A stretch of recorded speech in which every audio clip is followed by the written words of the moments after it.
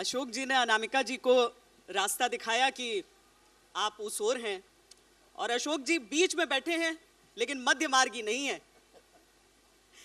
ये कौन सी बात होती है जो साहित्य को क्या हमेशा सत्ता विरोधी होना होगा? अशोक जी, आवाज आ रही है? हाँ। मैं उससे पहले ये बता दूं कि जब आपको मेल भेजा गया था, हाँ। जिसमें आपका इंट्रोडक्शन लिखा कि साहित्य अकादमी पुरस्कार उन्हें मिला है, उन्होंने कहा नहीं, उसमें लिखो कि मैंने साहित्य अकादमी पुरस्कार लौटाया है। तो आजकल कुछ जुमले हो गए हैं जिनसे लोगों को बांधा जाता है। एक अवार्ड वापसी गैंग कहा जाता है सर। हाँ, आप ही ने कहा शायद। हाँ, नहीं, सब कहते हैं। आप पूछिए अवार्ड वापस करने वाले को, मतलब कुछ एक खान मार्केट गैंग होता है। उसमें नहीं जाऊंगा जी, लेकिन आपने जो सवाल पूछा, असल में सत्ता का साहित्य से संबंध हमेशा तनाव भरा है।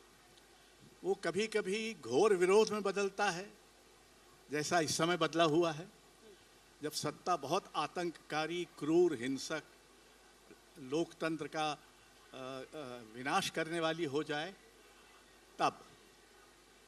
लेकिन अगर आप पिछले 100 वर्ष का हिंदी साहित्य देखें तो सत्ता जो भी रही हो, पहले औपनिवेशिक शासन था, साहित्य उसके विरुद्ध था। बाद में जब लोकतंत्र बना तो लोकतंत्र की जो विकृतियां थीं, जो लोकतंत्र की अपर्याप्तताएं थीं, अधूरापन था, उसकी जो कमजोरियां थीं, उनको लेकर साहित्य हमेशा मुखर रहा है। तो ये साहित्य का अभिशाप नहीं है कि उसे सत्ता का विरोध करना है, ये उसकी नियति है, उसके स्वभाव में है कि वो प्रश्न पूछे, और वो प्रश्न इसलिए पूछने का हकदार है कि साहित्य उन विधाओं में से है जो खुद अपने पर भी प्रश्न उठाते हैं। अपने पर प्रश्न उठाने वाले को ये हक है नैतिक कि वो दूसरों से भी प्रश्न पूछे। तो इसलिए आपके प्रश्न का नाति संक्षेप उत्तर यही है। नहीं, होता क्या है अनामिका जी कि रामधारी सिंह दिनकर अगर लिखेंगे कि सिंहासन खाली करो कि जनता आती है, तो जिनके विरुद्ध लिखते हैं वो, सर माइक मुझे लगता है ये वाला माइक आपका, तो जिस सत्ता के विरुद्ध लिखा जाता है, वही जब सत्ता के से बाहर होते हैं तो उन शब्दों का इस्तेमाल करते हैं जो सत्ता में उस समय रहते हैं उनके लिए। ये बड़ा विरोधाभास रहता है। लेकिन एक साहित्यकार के लिए क्या ये बाध्यता है कि आपको सत्ता के विरुद्ध बोलना है? जो अगर सत्ता में आपको कोई चीजें अच्छी लगने लगे, आप उसके बारे में बोलने लगे, तो क्या साहित्य बिकाऊ हो जाएगा? देखो, प्रभुता पाई काई मध नाही, ये होता ही है कि जब आदमी सत्ता के बीच में एकदम सभी तरह के सत्ता संचालन के लिए और सभी तरह के पावर पॉलिटिक्स के अधिनायक के रूप में बैठ जाता है, तो थोड़ा थोड़ा उसका ध्यान, उसका साइकोफेंस से वो लगातार ऐसे लोगों से घिरा रहता है जो उसका मनोबल बढ़ाते रहते हैं, और वो सही भी कुछ करना चाहे तो उसको वो सही सलाह नहीं मिलती। तो जो भी दूर खड़ा है, जैसे ये फोटोग्राफर ही है, वो मार्जिन पर खड़ा है, तो मार्जिन से खड़ा होकर उसको फोकस करने में सुविधा होती है कि किस पे सुविधा क्या करना है, एक क्रिटिकल एंगल उसको बनाने में सुविधा होती है। तो जो दूर खड़ा है और उसको शायद एक सही विमर्श देने में सुविधा होती है। तो ये पोजीशनिंग का सवाल है कि आप जो सबसे ज़्यादा परेशान हाल है उसकी तरफ उसके साथ ही खड़े हैं, जो भी जिस स्थिति में परेशान है। कविता चाहे किसी की समझ में नहीं आती हो, लेकिन हर गरीब आदमी, हर स्त्री, हर परेशान जनजाति या जाति ये सोचता है कि वो कवि जी हैं, वो हमारे आदमी हैं। तो जनता का आदमी होने का जो एक विश्वास कवियों ने अर्जित किया है, वो उनको एक क्रिटिकल स्टांस में रखता ही है, वो एक तरह से समीक्षा दृष्टि देता है। लेकिन पॉलिटिक्स ऑफ ह्यूमिलिएशन का जवाब पॉलिटिक्स ऑफ ह्यूमिलिएशन देना ज़रूरी नहीं है कि उससे, वो एक तरह से ताकीद करता है। वो एक तरह, इसीलिए कांता सम्मित उपदेश कहते थे कविता को, साहित्य को हमेशा। और देव सम्मत उपदेश भी होते थे और मित्र सम्मत उपदेश भी होते थे। लेकिन कांता सम्मत जैसे औरत समझाती है, कविता का स्वभाव औरत के स्वभाव जैसा होता है।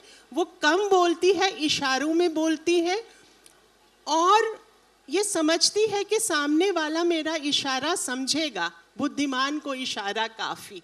तो इस तरह से वो आपके भीतर जो बैठा हुआ मनुष्य है, वो चाहे कहीं भी हो, कुर्सी पे बैठा हो, चटाई पर बैठा हो, आपके मनुष्य को उजागर करने की कोशिश करती है। एक ऐसा उलाहना देती हुई जैसे भ्रमर गीत की नायिकाएं देती हैं। इसमें किसी को ध्वस्त करने की बात नहीं है, चुपचाप झील की तरह हो जाने की बात है, जिसमें अपना चेहरा कोई देख सकता हो, है ना। खौलते हुए पानी में चेहरा नहीं दिखता, आवेग शासित व्यक्ति को अपना चेहरा नहीं दिखता, लेकिन कोई झील बन जाता। कविता लिखने के प्रक्रिया में आदमी के भीतर की खौलाहट कम हो जाती है, वो झील बन जाता है। तो वो अपना भी चेहरा देख लेता है और जो उसमें सामने देखने की का धैर्य रखता है वो भी अपना चेहरा देख लेता है। तो ये पूरी प्रक्रिया ही झील बन जाने की प्रक्रिया है, जो अतिरेकों के निषेध से पैदा होती है। अरुण कमल जी, क्या इस हिसाब से ये कहा जा सकता है कि जो सत्ता विरोधी साहित्य हो, अगर उसमें सहनशीलता की कमी हो जाती है कि वो दूसरी तरह की कविताओं को, दूसरे साहित्य को चारण कह दे? आपने सवाल सत्ता से शुरू किया, लेकिन इस सत्र का विषय जो दिया गया है वो है कविता की पुकार। और कविता की पुकार एक बहुत बड़ा विषय है, तो मैं उसी के बारे में कुछ कहना चाहता हूँ कि कविता की पुकार का मतलब क्या। इसके लिए मैंने कुछ पंक्तियाँ जो मुझको याद आईं कि कहाँ कहाँ हिंदी कविता में पुकार आता है या पुकारने की बात आती है। अब कबीर हमेशा ख़त्म करते हैं अपने पदों को, कहत कबीर सुनो भाई साधो। एक पुकार है यहाँ भी, और ये साधो के लिए है, सबके लिए नहीं है, क्योंकि सब समझ नहीं सकते हैं उस बात को। उन्हीं के बाद मीरा आती हैं और वहाँ एक दूसरे तरह की पुकार है मीरा में, सूर में, तुलसी में। हे गोविंद राखो शरण, अब तो जीवन हारे। और ये भी एक पुकार है और वो गोविंद के प्रति है। लेकिन उसमें आगे एक पंक्ति आती है अर्धाली, द्वारिका में शब्द भयो। तो ये शब्द होना महत्वपूर्ण है। ये शब्द जाता है, ये आवाज़ जाती है, कविता जाती है। तो कविता बात भी करती है, सुनो भाई साधो। कविता पुकारती भी है एक बृहत्तर सत्ता को।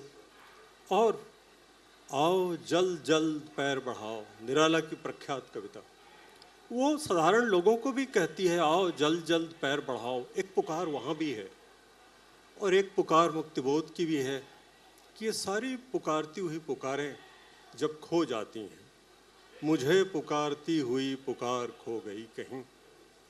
और स्वाधीनता ने भी हमें पुकारा।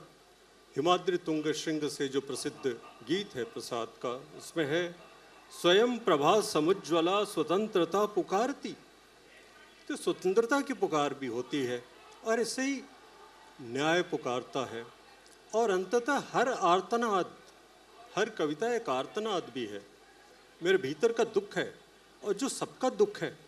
जैसे वाल्मीकि का जो प्रथम श्लोक है वो उस केवल क्रौंच पक्षी का दुख नहीं है, वो समस्त सृष्टि का दुख है। और वो एक पुकार है, एक ऐसी पुकार जो आज तक गूंज रही है पूरे ब्रह्मांड में। तो ये भी होता है। लेकिन इस सब कुछ के बावजूद, जैसा हम आज भी देख रहे हैं कि कविता के लिए बहुत कम जगह है। और आज यहाँ आकर के भी मुझको यही लग रहा है जो घनानंद ने कभी कहा था, ज्यों पुकार मधि मौन। कविता इन सारी पुकारों के बीच, शोरगुल के बीच एक मौन भी है। तो कविता पुकार भी है, मौन भी है और जिस सत्ता को वाल्मीकि ने चुनौती दी, व्याधे की सत्ता को, तो कविता हर व्याधे की सत्ता को चुनौती। कोई व्याधा ऐसे जाएगा नहीं, हम उससे हमेशा श्राप देंगे।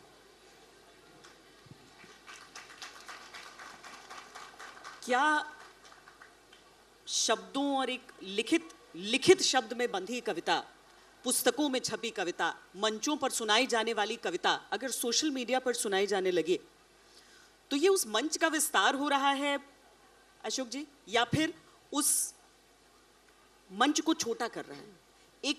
एक तरह से मैं कहूं कि एक पारंपरिक साहित्यकार होने के नाते आप जब पढ़ते हैं सोशल मीडिया पर वो कविताएं, आपके मन को प्रसन्न करती हैं या आपको लगता है कि नहीं, मैं विक्षुब्ध हूं, अच्छा नहीं लगा? देखिए, मैं तो इतना पारंपरिक हूं कि सोशल मीडिया को पढ़ता ही नहीं हूं। मुझे वो सुविधा प्राप्त नहीं है, मेरा मन नहीं लगता। मैं तो किताब पढ़ने वाला आदमी हूं, एक बात। दूसरी बात यह है कि कविता के प्रचार प्रसार के माध्यम सोशल मीडिया में बढ़े हैं, अवसर भी बढ़े हैं, पर ध्यान रखिए यही सोशल मीडिया है जो झूठ भी फैलाता है, नफरत भी फैलाता है, हिंसा भी फैलाता है, प्रतिशोध की भावना भी फैलाता है। तो एक उसका लोकतांत्रिक पक्ष भी है, एक उसका लोकतंत्र विरोधी पक्ष भी है, और इसको ध्यान में रखना ज़रूरी है। पर हमने बहुत पहले मध्य प्रदेश में ये प्रयोग किया था। लोग कहते थे कि आधुनिक कविता लोगों की समझ में नहीं आती। अव्वल तो समझ का क्या मतलब है ये मेरी आज तक समझ में नहीं आया, लेकिन बहरहाल समझ में नहीं आती तो नहीं आती। तो हमने प्रयोग किया कि जो तथाकथित कठिन समझे जाने वाले कवि हैं उनको हम प्रस्तुत करें। तो ये जो हमारी, जिसमें 200-250 लोग होते थे, एक कला वीथिका में लोग नीचे बैठते थे और सुनने वालों में कई बार कुमार गंधर्व तक होते थे, सोचिए। तो ये जो 200-250 लोग होते थे, ये 4-4 घंटे बैठ के कविता सुनते थे। तो सवाल ये है कि कविता की पुकार को आगे ले जाने का काम हो रहा है कि नहीं हो रहा है? क्या हो रहा है? नहीं हो रहा है, कम हो रहा है।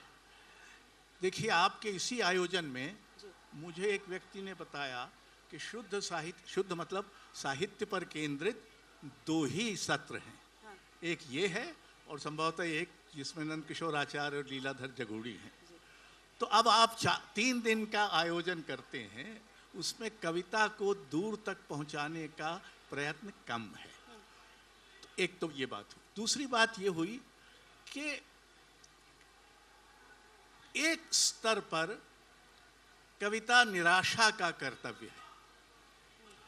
हम तो पुकारेंगे, हम आपके अंदर जो मनुष्यता है, जो साहस है, जो अंतःकरण है, जो सौंदर्य बोध है, जिनको आजकल राजनीति, धर्म, मीडिया, बाजार तरह तरह के शोरगुल में दबा रहा है, उसको हम पुकारेंगे तो, और ज़्यादातर हमारी पुकार अनसुनी जाएगी। क्योंकि जो माध्यम इस पुकार को आगे ले जा सकते थे या ले जाना चाहिए जिन्हें एक सहज कर्तव्य के रूप में, वो ऐसा नहीं करते। उनके और अपने सरोकार हैं। तो फिर भी हम अपनी आवाज़ उठाएंगे।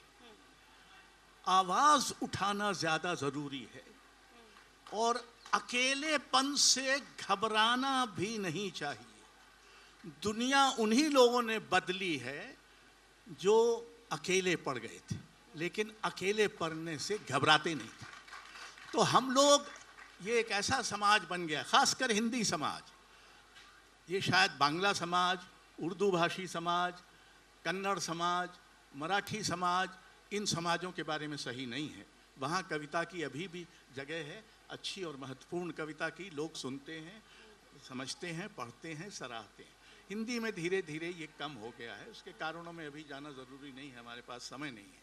पर बहरहाल, जैसा मैंने कहा, हम निराशा का कर्तव्य पूरा करेंगे, हम अपनी आवाज़ उठाएंगे, हम पुकारेंगे। हमारी पुकार से कोई जागेगा कि नहीं जागेगा, हमारी दस्तक से कोई अपना दरवाज़ा खोलेगा कि नहीं खोलेगा, हमारी चीख से किसी को दुख होगा कि नहीं होगा, इसकी परवाह ज़्यादा हम नहीं कर सकते, क्योंकि फिर वो परवाह हमको तरह तरह के समझौते करने की ओर ले जाएगी, जो हम कवि के रूप में अपनी नैतिक बुद्धि के साथ समझौता नहीं कर सकते।